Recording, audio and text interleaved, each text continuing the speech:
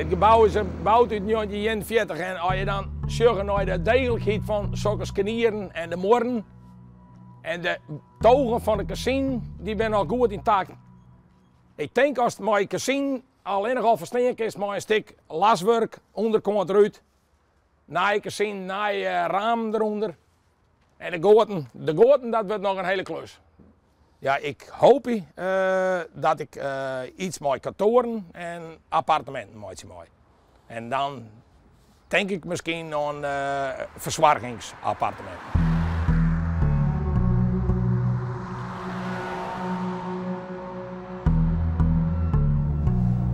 Duitsers had Giedel zijn. Ja, 1941. Als een machinewerkplaats. Dus het heeft al wat een wrange historie, maar fijn, het heeft wel maar de Duitse degelijkheid een beetje deelt zijn.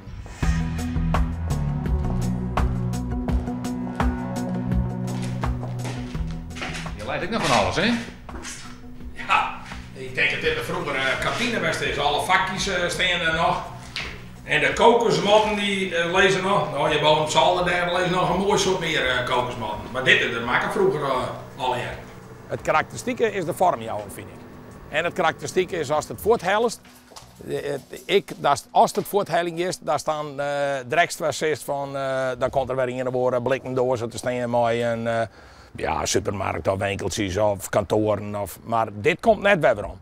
Maar net naar ieder plankje en ieder guardingje wat terug zakken. Want ik zie niet zo weer een guarding, die spanning is wat ik reut. Die zakken wat er via terug. Ik geloof wel dat dit een uitdaging bij is, maar dat je dit hier ziet.